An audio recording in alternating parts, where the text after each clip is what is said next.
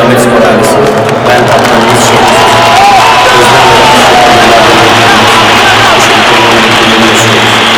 Bu özel günümüzde sizlerle medya ekibimiz tarafından düşünülmüş, ailem tarafından yazılmış bir tebrik mesajını seslendireceğim. Bu metin her ne kadar ailem tarafından yazılmış olsa bile aynı hisler ve heyecanlar benim hissettiğim duygulardır. Biz camia olarak, Ahmet Spor sevdalıları olarak bu şampiyonluğu çok ama çok bekledik.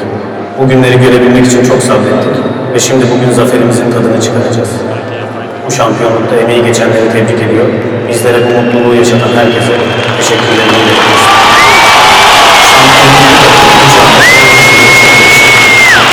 Bugün ayrılığımız için en güzel bir başlangıç olsun. En güzel başarılar ve şampiyonluklar hep bizim olsun. Sizlerden ricam bu armaya hep birlikte sahip çıkın ve bu takımın etrafında hep birlikte kenetlenin. Birbirinize sıkıca sarılıp kardeşlik yolumuzdan taviz vermeyerek bu takımı hak ettiği yerlere getirin. Büyük Ahmet Spor ailesi, şampiyonluk tekrardan hepimize hayırlı olsun. Mücadelemizde sevgimizle sahiplenmek. Kaptanımızın yönetimiz için teşekkürler. Kendinize ve ailenize yönetin. Şampiyon Ahmet Spor.